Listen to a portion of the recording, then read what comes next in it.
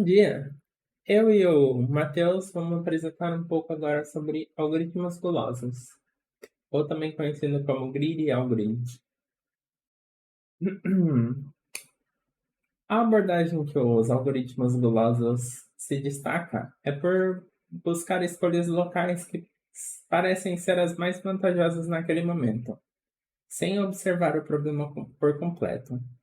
A chave deles está na tomada de decisões que, de maneira cumulativa, levam a uma solução global ótima, ao contrário de abordagens mais complexas, como a força bruta ou os algoritmos gananciosos se destacam pela simplicidade e eficiência na resolução de problemas. Ele, na maioria dos testes, obtém n de log n ou ON, Big O, em múltiplos casos. Ele não utiliza de repetição, então ele vai rodar uma vez só e parar, quando ele encontrar o local ideal. E ele é um algoritmo de fácil implementação. A subestrutura dele é ótima, pois os algoritmos gananciosos exibem uma característica crucial. Isso significa que a solução globalmente pode ser construída a partir de uma solução ótima para subproblemas menores. Em outras palavras, ao resolver cada parte do problema de maneira otimizada, podemos compor uma solução globalmente eficiente. Só que eles também partem da escolha gulosa, que é a essência dos algoritmos gananciosos, que reside na escolha gulosa em cada etapa. Isso implica tomar a decisão localmente ótima, na esperança de que essas escolhas, quando combinadas, levem a uma solução globalmente ótima. A estratégia é focar no que parece ser a melhor opção no momento, sem considerar as decisões anteriores, como por exemplo, o algoritmo está para encontrar o maior número. Então, entre 4 e 3, o 4 é o maior número. Só que entre 4, 11 e 14, o 14 é o maior. Porém, se o algoritmo tivesse olhado o problema por um todo, ele saberia que pelo caminho do 3, o 20 é o maior número do problema inteiro. Mas ele também tem uma simplicidade e eficiência muito grande, o que faz bastante gente optar por usar ele em problemas que requerem uma velocidade boa. E ele também pode ser aplicado em diversos problemas. Essas características tornam o algoritmo ganancioso incrivelmente versáteis. Podem ser aplicados em inúmeras situações, desde problemas de otimização de caminhos, como tem o exemplo do viajante, até questões de alocação de recursos e até mesmo na compreensão de dados.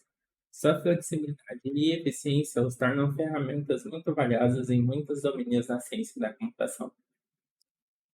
Porém, alguns desafios do algoritmo ganancioso na confiança das escolhas locais, que é a necessidade de confiar nas escolhas locais como garantia de uma solução globalmente ótima, tem risco de soluções subótimas em escalas mais amplas, também tem sensibilidade aos dados de entrada. Os algoritmos gananciosos são sensíveis às variações nos dados de entrada. Pequenas mudanças nos dados podem resultar em soluções substancialmente diferentes. Também tem as armadilhas gananciosas, existência de situações onde as escolhas ótimas locais levam a uma solução globalmente ruim, como citado no exemplo anterior.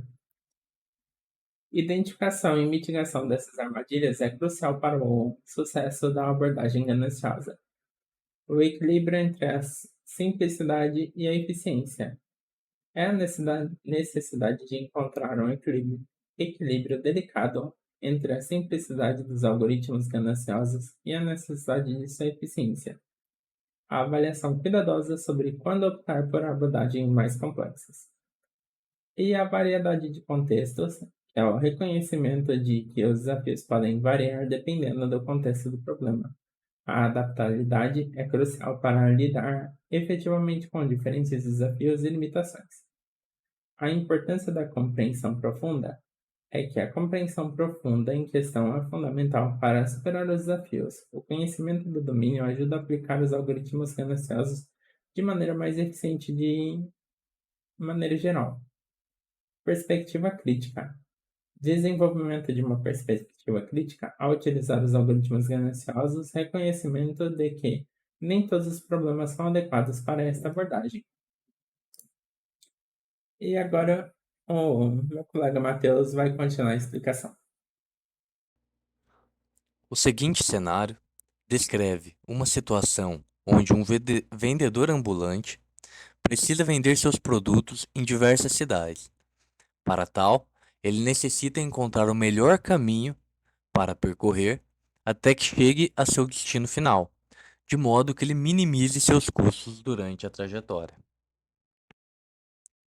O problema descrito também é conhecido como problema do caixeiro viajante.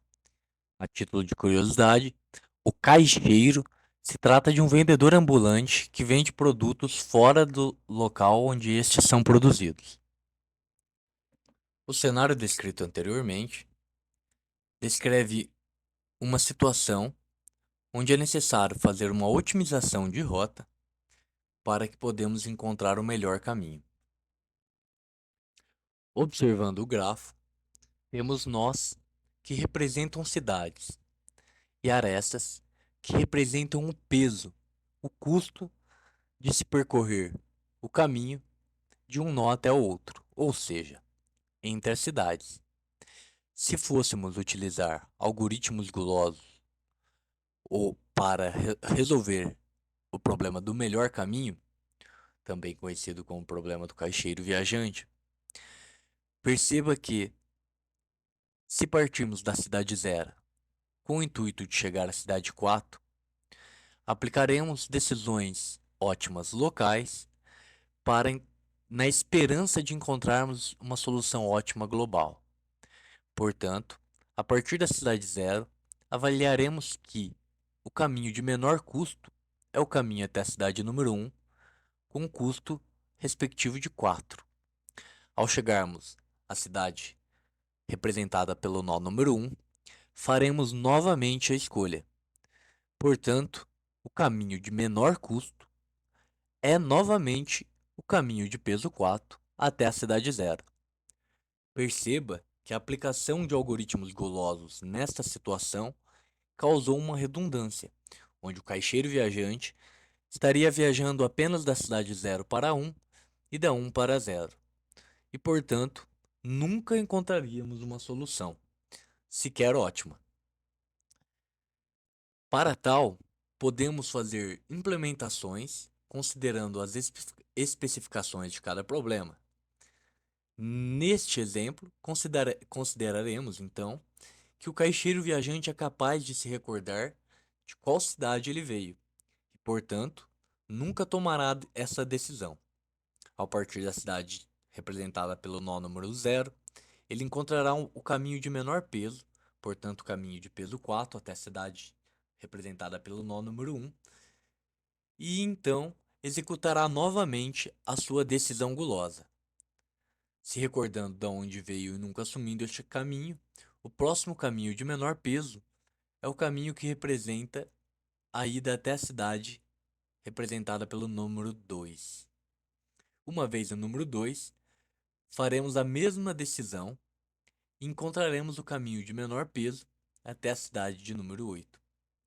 Na cidade de número 8, novamente tomaremos a mesma decisão portanto, cairemos no nó de número 6. Ao nos encontrarmos no nó de número 6, avaliamos que o nó de menor ou caminho de menor peso é o caminho com peso 1, que representa a ida até a cidade 7. Uma vez que estamos na cidade 7, perceba que estamos nos distanciando da nossa solução. Avaliaremos então novamente o caminho de menor peso, cairemos na cidade de número 8.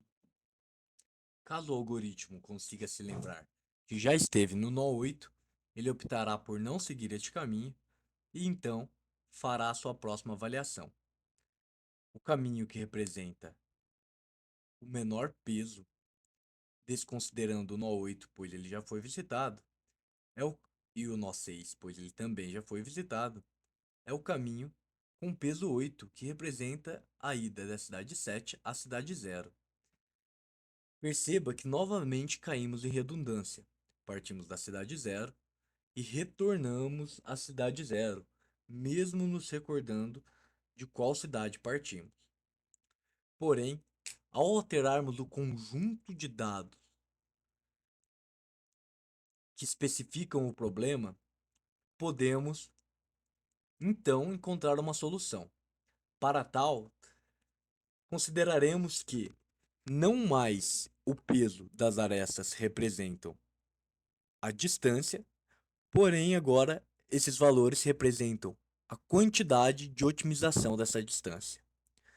Portanto, para chegarmos ao nó 4, queremos as rotas mais otimizadas e escolheremos os caminhos de maior peso ao invés dos caminhos de menor peso. Partindo da cidade 0, tomaremos a decisão com base no caminho,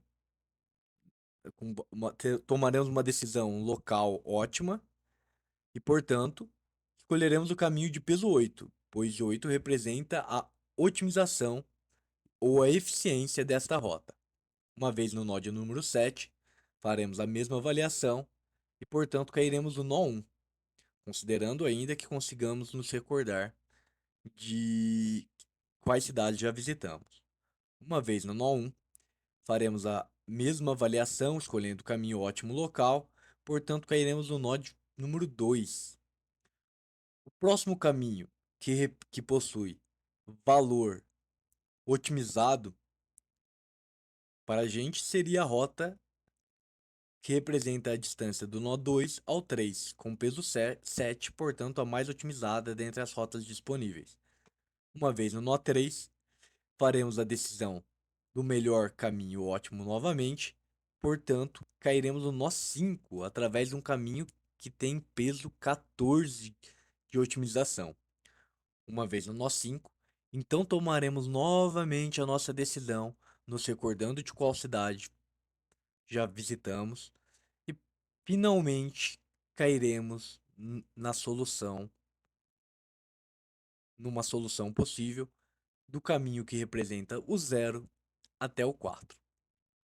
Perceba que se somarmos os valores, 4 com 8, 12, com mais 7, 19, com mais 14, 29, 33, com mais 10, 43. 43 seria o peso que representaria um caminho otimizado para se visitar as cidades, até a cidade de destino, representada pelo nó 4. Perceba que este caminho não necessariamente é a solução ótima global. Ela é apenas uma solução ótima encontrada com base nas soluções ótimas locais. Se tomássemos como referência as mesmas especificações, onde os vértices, os números que representam os vértices, representam a otimização dessas rotas, a rota mais otimizada com maior valor seria a rota D. Partiríamos do nó 0, iríamos até o nó de número 7, iríamos então até o nó de número 1, posteriormente iríamos ao nó de número 2, e aqui, ao invés de tomarmos a decisão ótima global, escolhendo o caminho de peso 7, apenas ao visitarmos o nó 8 e o nó 6, já teríamos uma rota melhor otimizada do que a rota escolhida na decisão local. Ou seja, a solução ótima encontrada não representa uma solução ideal. Ela é encontrada com base nas soluções ótimas locais. Como conclusão, temos que algoritmos gulosos são ótimas ferramentas utilizadas no desenvolvimento dinâmico, porém possuem suas limitações. Apesar de não necessitarem de recursividade e serem de fácil implementação, eles possuem algumas limitações, como a expectativa de soluções locais iniciais estarem no caminho correto, problemas como looping infinito e alguns outros abordados anteriormente. Ficamos por aqui, obrigado e até a próxima.